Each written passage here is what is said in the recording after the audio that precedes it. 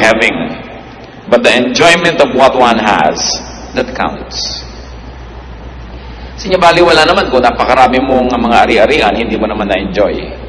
Baliwala ko, ang dami mo naipundar, ang dami mong naipon, pagkatapos hindi ka naman nabigyan ng pagkakataon na lasapin ang saya, ang sarap, ang kasiyahan na ibinibigay ng mga bagay na yan. So not all who possess enjoy the possession. And it is one irony of life. So many people work so hard to put up many houses that they never get to live in. Many people work so hard to have many vehicles that they never get to ride and use because of many reasons. One of them, the law of physics, that a man could be only one place at one time. So hindi mo naman na-enjoy yung marami. Marami kang binibili mga damit, pero gaano karaming porsyento sa binibili mong damit ang talagang naiisipan mong gamitin at gusto mong isuot. Kung minsan, pag naisuot mo minsan ng isa, hindi ka nasarapan, nakatihan ka o nahirapan, hindi mo na halos gamitin uli. Pero ayaw mo namang ipamigay, ayaw mo namang alisin sa cabinet mo, pampasikip sa iyong buhay. How much percent of the pairs of shoes people have, especially to those who have many pairs of shoes, do they really get to use often?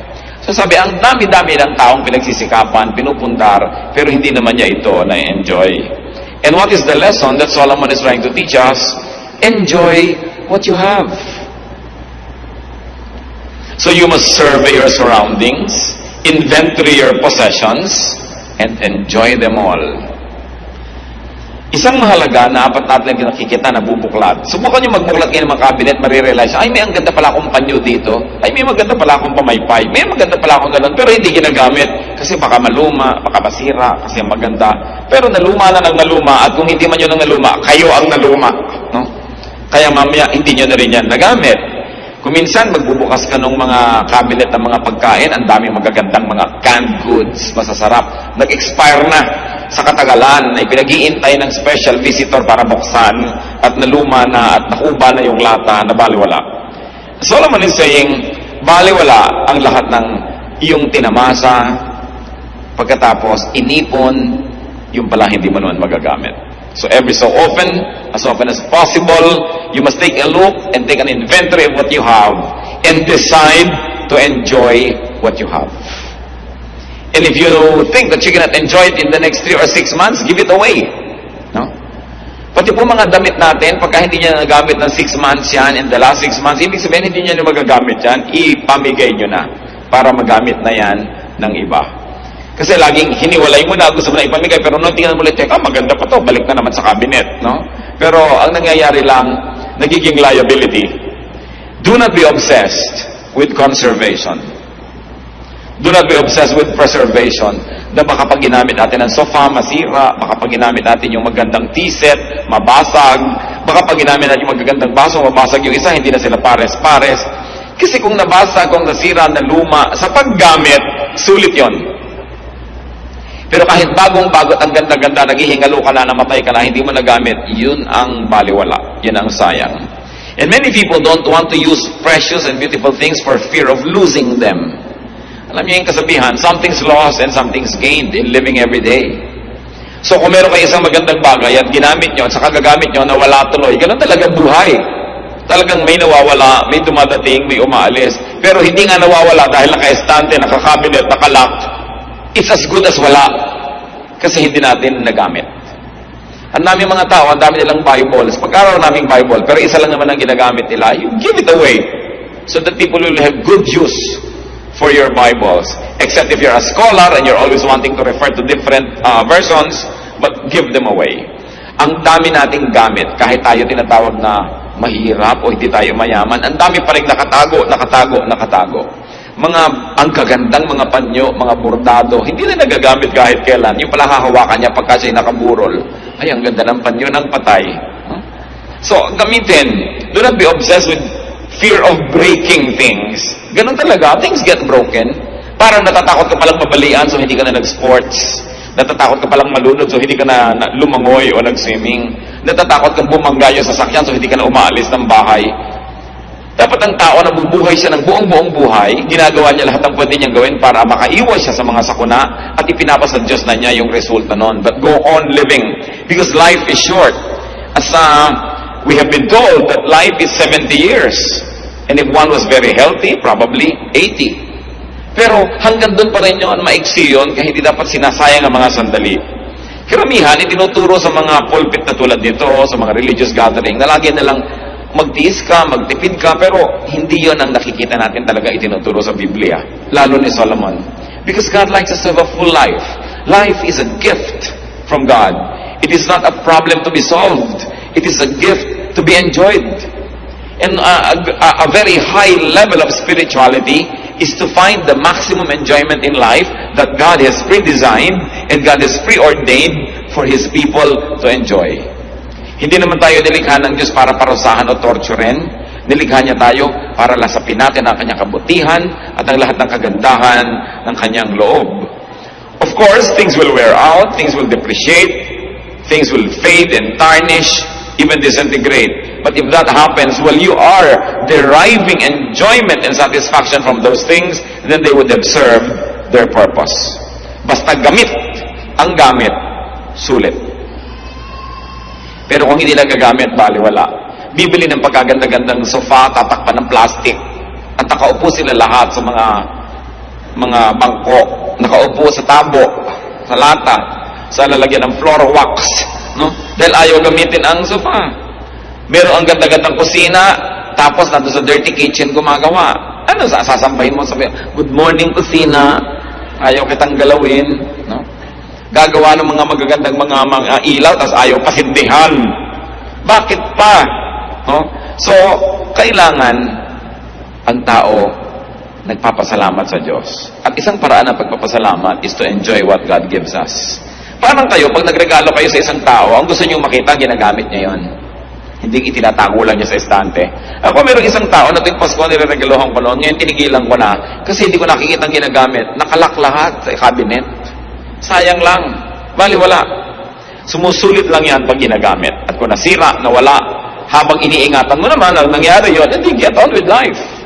But ang mahalaga na enjoy mo yan. Ecclesiastes 6, 7-9.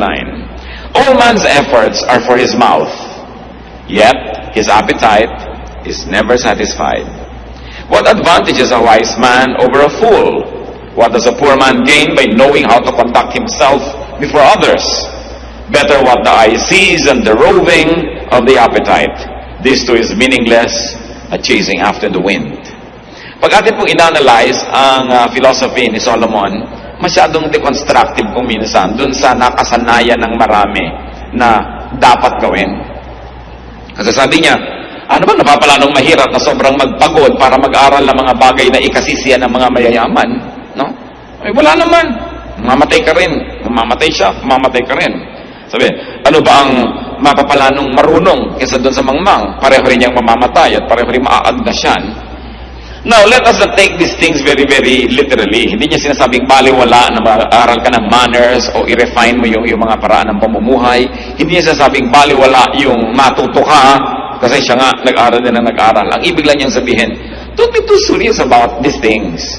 Natuto ka, gamitin mo. Hindi ka natututo, don't despair. May buhay ka pa rin at tuloy pa rin lang yung buhay at kapareho ka lang ng mga marurunong, pareho lang kayong buhay at pareho rin kayong mamamatay. It is very liberating to learn from Solomon. Not to take ourselves too seriously, not to take every detail of life too seriously, and then to make the most out of every event in life. So anong itinuturo dito ni Solomon sa verses 7-9? Enjoy only what you have and do not covet what you do not have. Sabi niya, better what the eye sees than the roving of the appetite. Mabuti yung hawak mo na kaysa sa yung inaasa mo na malayo.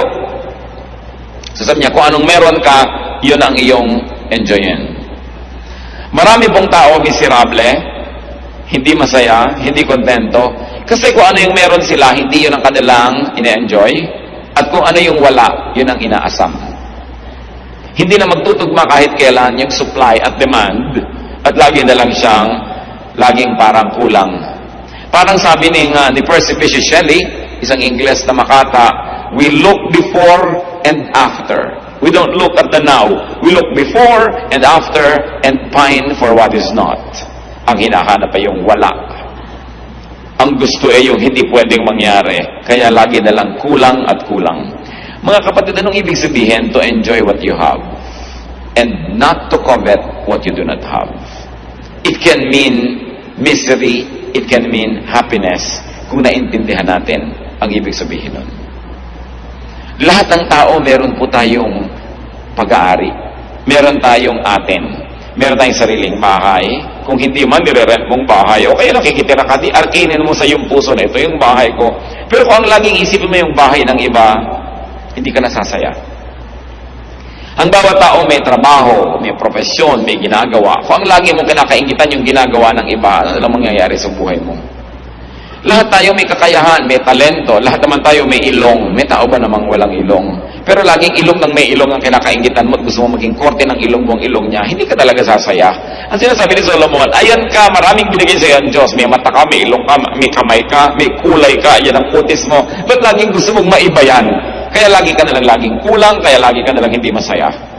Desiring this man's art or that man's scope, with what I most enjoy, contented least. Sabi naman ni Shakespeare.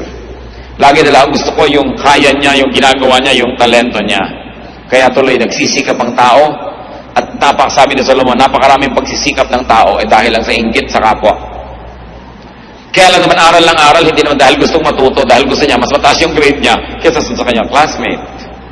Kaya naman palaki ng bahay, hindi naman dahil kailangan kasi nakikipag-compete pala siya sa laki ng bahay sa barangay nila o kaya sa mga kapatid niya o sa mga pinsan niya.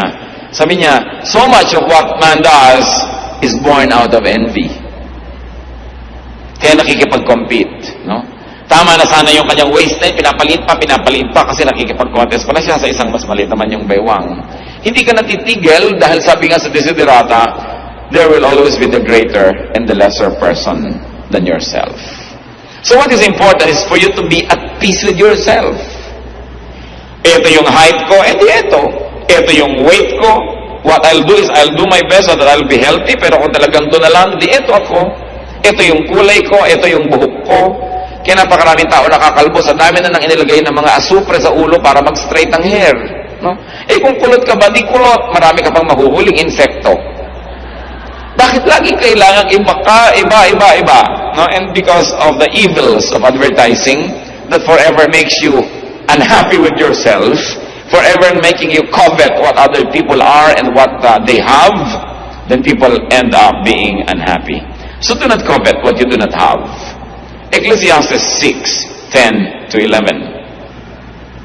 What exists has already been named, and what man is has been known.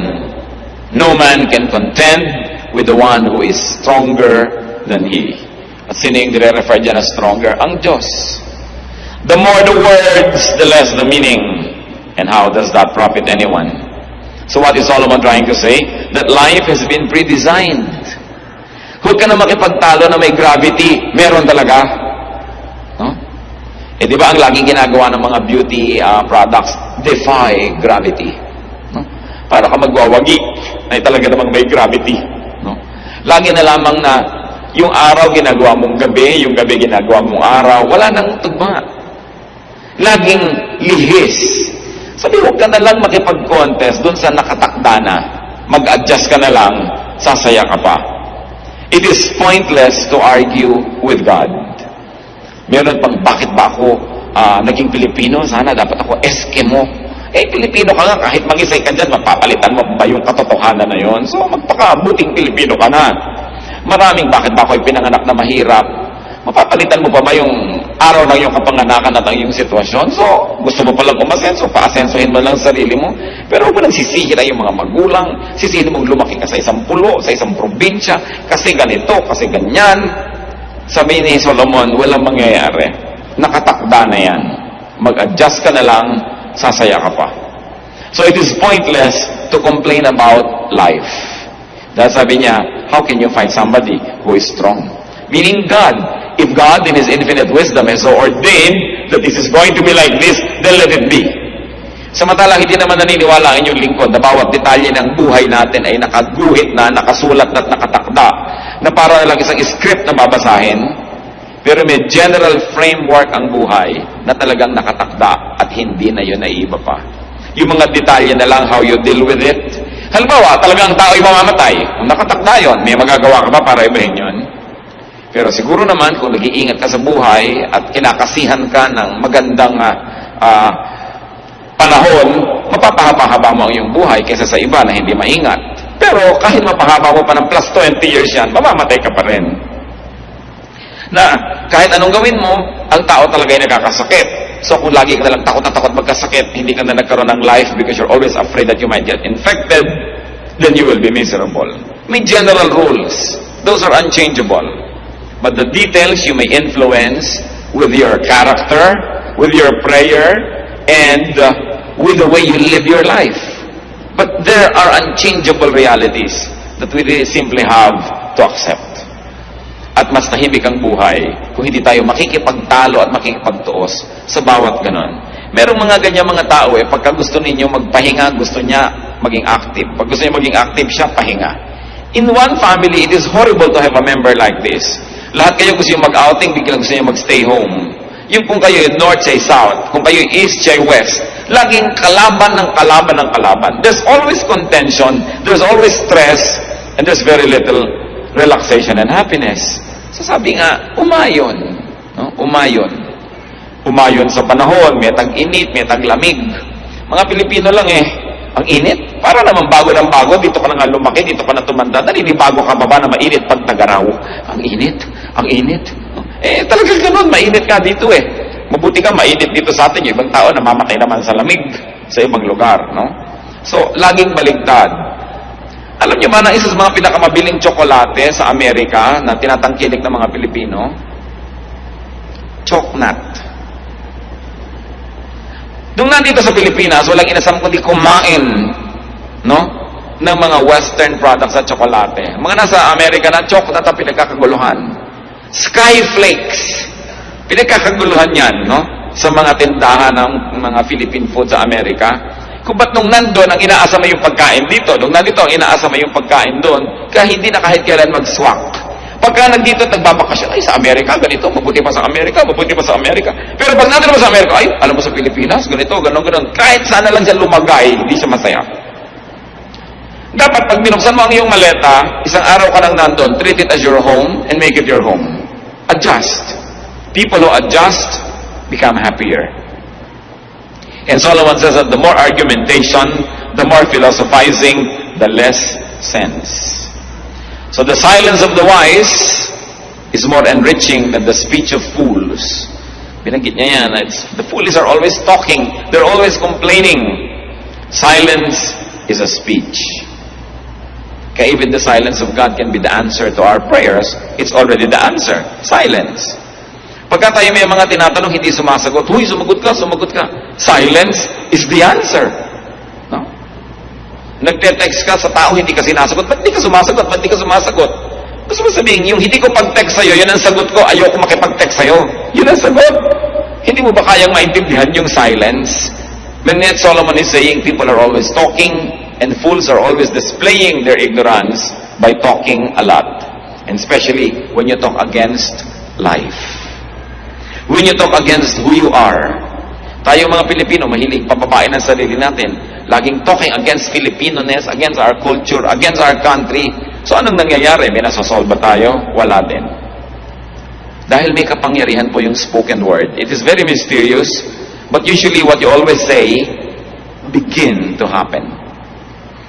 Kaya kung ano yung gusto natin mangyari, yan ang sabihin mo. Kung gusto mong yung anak mo ay sumipag, laging, ang sipag ng batang ito. Masipag yan. Ang sipag niya, hindi lagi sabihin, batang yan tamad. Lalo nagkakatamad-tamad. No? Pagka sinabi mo, mahirap na sundo yung biyanan ko, ang hirap talaga. Ako, mahirap maugali niyan. Lalong lumalala. Isang hiwaga yan na dapat nating sigurong arukin at pag-aralan, the power of the spoken word. Sa bagay, hindi naman katakataka. Kasi ang Diyos nga, sinabi niya, let there be light. Nagkakalight. No? Let this happen, nangyayari. We were created in God's image. So, mahirap bang ma-connect na may kapangyarihan ng ating salita. So, talk positive. No? Instead, negative. Because what we say have a mysterious way of becoming real in our lives. Then, verse 12 of Ecclesiastes 6. For who knows what is good for a man in life? During the few and meaningless days he passes through life, through like a shadow. Who can tell him what will happen under the sun after he is gone? Itinatanong ni Solomon, sino nga bang nakakaalam kung ano ang mabuti para sa tao? Sino ang makakapagsabi kung ano ang mabuti para sa kanyang kapwa? Dito sa maiksing buhay na ito, na napakarami namang walang kahulugan. Meron bang makapagsasabi kung ano ang naghihintay na bukas sa atin? Kung ano ang mangyayari sa hinaharap? So what is Solomon trying to say here? That no one really knows the mystery of life. No one. No one really knows the dynamics of man, how to live, and what is good for others and for himself. So anong i-apply natin dyan? Talagang kani-kanyang aral, kani-kanyang trial and error ang buhay. Pati pagpapalaki ng mga anak, wala yang formula. Alam nyo yan, kayong mga nakapagpalaki na. May pinalaki kayong anak sa higpit. Hindi nag-work. Meron naman kayong pinalaki sa luwag. Hindi rin nag-work. May pinalaki ka sa layaw, may pinalaki ka sa tipid. Wala kang makitang rule how to raise children. Why? Kasi kahit pare-pareho ang policy mo sa iba't iba mong anak, iba-iba ugali niyan. Say, when nothing happens in your life, that's when you don't have a life. And what does it mean? That we must allow ourselves to commit mistakes. And that we must allow people around us to commit mistakes. Because nobody really knows what to do. Hindi talaga natin alam ang buhay. Kaya sinasabi ni Solomon, just relax and enjoy life. Don't be too serious. Gusto mo lagi kang maging top, maging honor, hindi ka na lagi mag-enjoy niyan. O may mga grading period, may mga time na hindi ka honor, di wag. Ngayon, kung kaya mo lagi maging honor without stealing happiness from your own self and without making other people miserable, then it's alright. You don't always have to be number one. And brothers and sisters, if you can, whenever you can, be wise. Don't be number one. Yan ang isa sa mga pinakamahirap na mga pasanin sa buhay, that you are number one. Una, mahirap maging number one. Pangalawa, ang hirap i-maintain ang pagiging number one. Wala ka na gagawin kundi i-maintain yan. Look at many students, ang mga honor students, they are robbed of their childhood. Lagi na lagi sinusubsub ng nanay sa pag-aaral. Hindi na naging bata kahit kailan. Hindi na nakapag-enjoy na maging bata. Kasi may obsession. Kung obsession ng magulang, yung anak niya laging malinis, hindi na nag-enjoy ang bata. Parang manika na nasa eskaparate. You know, a child must be clean enough to be healthy, but dirty enough to be happy. Parang bahay din. A house must be clean enough to be healthy, but dirty enough to be happy. Kasi kung minsan parang hospital na yung bahay mo, ang higpit pala nung misis na nakatira doon, no? Pati yung asawa, pagka humiga sa kama, nalukot. Tumayo ka, nalukot. Ayusin mo na natin. You know, nilalayasan ng asawa yung mga ganon. There must be a little carelessness, a little, relaxation for life to be nice. Merong mga tao, nakahiga na lang at lahat, may makikita pang kaprasong palito sa sahig, babangon pa para linisin. Sobrang obsessed. Pero, you don't only make yourself a slave, but you make everybody else around you miserable, especially when they do not share your enthusiasm, and they are compelled to dance to your music. Kaya dapat din natin ginagawang goal, yung madali tayong makasama, yung masarap tayong kasama. No? Hindi yung napakahirap kang kasama, lahat para nakatungtong sa dulo ng sibat, kailangan mag-balance ka, lahat ng gagawin mo din, numero, so hirap na hirap ang iyong kasama. Let others enjoy their lives. Why? Because Solomon said, nobody knows how to live life. So don't pretend that you know, and don't pretend that you can impose on others how to live. Hindi ko mo ikaw ang kumikita, hindi ko mo ikaw nagpapakain sa yung mga tinatangkilik, yung style mo na lagi ang masusunod, yung haba ng patilya, gusto mo ang patilya ng lahat ng pakain mo sa buhay, yung paraan mo ng pagkain, yung timpla ng iyong suka, ang gusto mong masunod ng lahat, dahil ikaw yung may pera. Giving people around us the freedom that God has really intended for every human being is one of the greatest gifts that we can give to people. Napakarami pong buhay, mga kapatid, hindi talaga naipamuhay ng may-ari kasi nakasunod lang sa anino ng iba. Lalong-lalo kung meron tayong tatay o nanay o lolo o tita na very domineering, and they also happen to be economically powerful, Many lives are never lived. They just become footnotes of the life of the people who control them. Ang Diyos ay hindi niya ginagawa yan. Binigyan niya tayo ng freedom. To the point kasi Adam and Eve, sumuway na. Hindi naman niya hinawakan yung kamay para huwag sumuway kasi binigyan niya ng freedom. And because we really don't know, nobody's really sure what works and what doesn't, we must permit the other person, those who are near us, to live life in the way they think they should live it.